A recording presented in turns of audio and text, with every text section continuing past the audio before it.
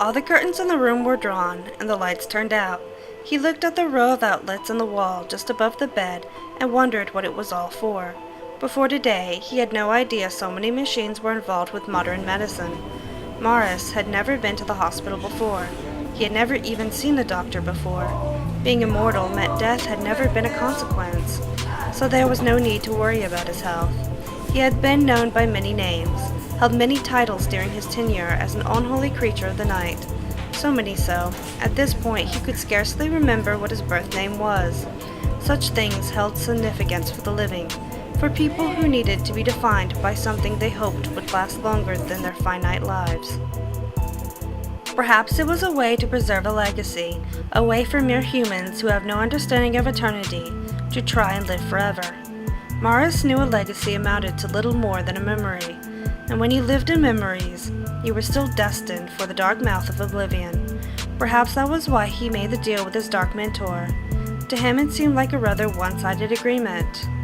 He was finally free from the clutches of inevitable death, and all it cost him was something as abstract as his soul. Things took a turn, though, when hardly a century into immortality, he was privy to the horrible realization that even those like him were still well within death's reach. He had this revelation when he saw Count Kurlov, the one who had shared these powerful gifts with him, succumb to a well-placed stab by a pointed stick. That was enough to convince him to leave his fiefdom and carve out a new life as a baron elsewhere. Despite his rather ghoulish appearance, he managed to avoid detection. Perhaps it was luck he was from Eastern Europe. He had been born into wealth and had the advantage of having the cocoon of affluence. In his youth he had been a scourge of the peasants, a pale demon who haunted men from the saddle of his ebony stallion.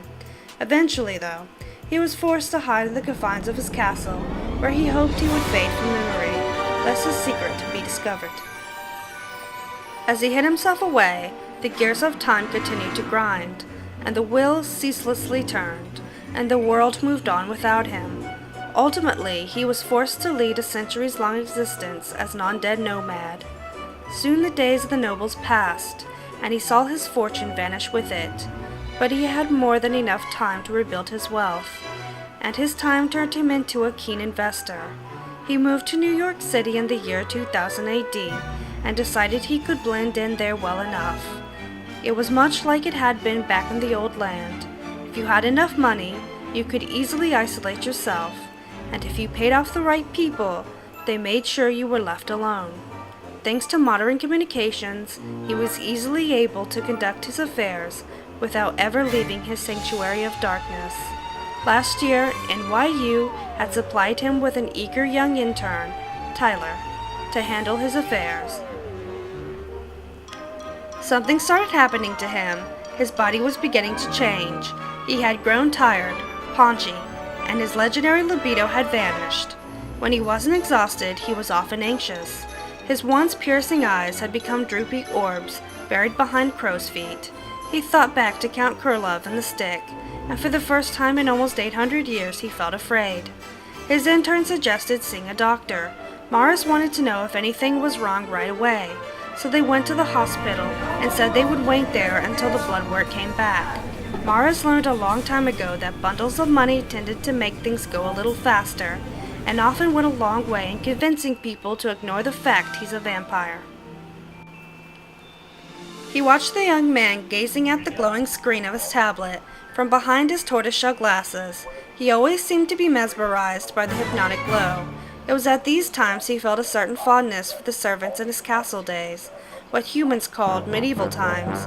They were chivalrous, attentive, and the social separation between them was nothing compared to the separation of 27 generations. The vampire began to feel restless. He slid off the bed and began pacing back and forth. Occasionally he would stop and pull back the curtain and peer in the hallway. "How long is this going to take?" he muttered. The intern's eyes broke away from the flickering light.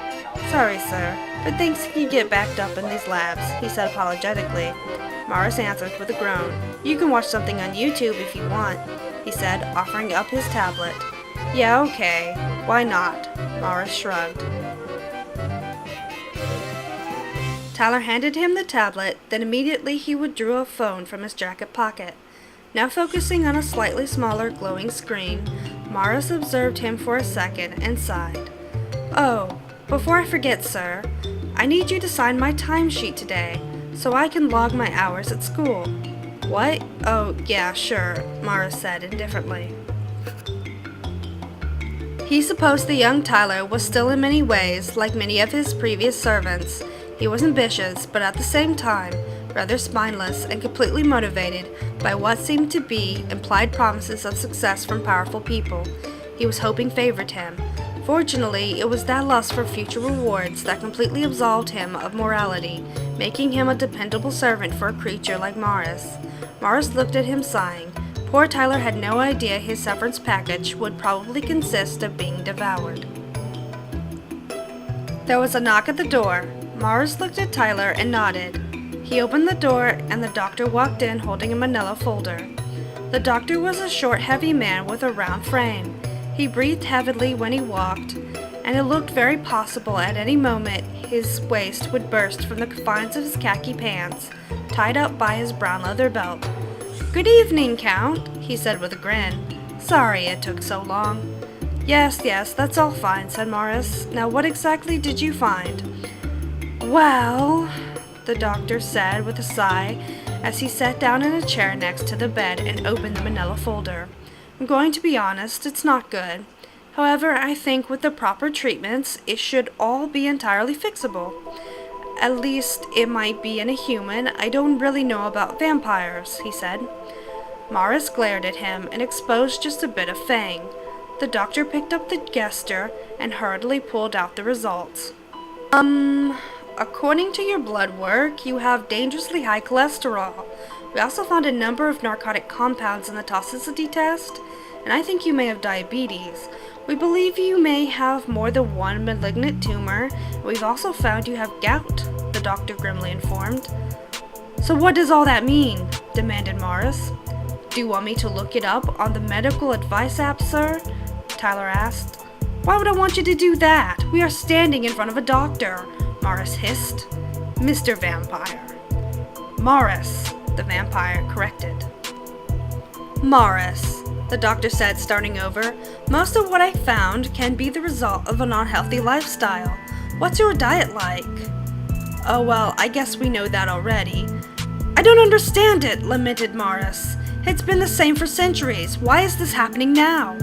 "Morris, when you drink someone's blood, do you only drink their blood?" "No, I eat some of the flesh too. You simply just don't get enough nutrition from the blood alone," said Morris. Right, the doctor said as he leaned back and folded his hands. "Now what kind of people do you normally eat?" he asked. "Oh, I don't know. For the last year it's just been whoever Tyler brings me," said Morris. "And what kinds of people do you bring him?" the doctor asked, looking over at Tyler. "I'm sorry, what was that?" Tyler replied, looking up from his phone. "Put the goddamn phone in your pocket before I gut you!" Morris roared. "What kind of people do you bring Morris to eat?" the doctor repeated. "Oh, I'm very careful about that. I never bring back anyone people will go looking for," answered Tyler. "So would you say these are people on the lower end of the socioeconomic spectrum?" the doctor asked. "Well, sure. The cops tend to look for rich girls. Remember that girl who disappeared in Aruba? That was national news for almost a year," said Tyler. I see, the doctor said. "Why do you want to know about that?" Morris asked. "Morris, do you watch the news? Are you aware of all the different chemicals that are in the food Americans eat?" Morris shrugged. "If I were to guess, I would say that is what's causing you to get sick. The people you're eating are probably eating fast food, GMOs, and other chemically laced garbage. If you keep that up, I'm afraid you'll only get worse," the doctor said grimly. "So what do I do?" pleaded Morris. "I would say start going after victims with a more healthy lifestyle. Try moving close to a Whole Foods, or maybe send the kid to farmers markets from now on," the doctor said. "But he has to keep a low profile. If many affluent people start to go missing, we'll be found out," whined Tyler. "Yes, doctor, the boy is right. Part of being a vampire is maintaining a low profile." "Well, have you considered growing your own food?" the doctor asked. "Growing my own food?" Morris repeated.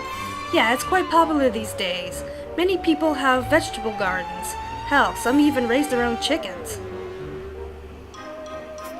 I'm not sure I follow, said Morris. Why don't you start raising healthy people to eat, suggested the doctor. Where would I get healthy people to raise? Morris asked. Well, you're obviously a man of means. Have you considered adopting kids from foreign countries? The doctor asked. What do you mean? Said Morris. Well, many celebrities adopt children from third world countries as a PR stunt now, and the governments are usually willing to give kids to rich Americans. Maybe if you got a few from, say, Africa or Asia, you can raise them for a little while, and eventually you'll have all the healthy meals you'll need. You'll be food self-sufficient, the doctor said with a smile. This sounds like a good idea. Long-term thinking, I like that, Morris said, brandishing his fangs. Tyler, give me the number for an international adoption agency, he ordered. I'll check my apps, Tyler said earnestly. I heard China's trying to unload as many girls as possible, the doctor said enthusiastically. Mars shook hands with the doctor and departed with his intern. He felt the sun was shining on a new day for him. Although, of course, not literally. Morris was going to do something no vampire had ever done. He was going to give up on hunting and pursue a new type of agriculture. Humans were what would be reaped and sown. Over the generations, he could grow and modify them in any way he saw fit.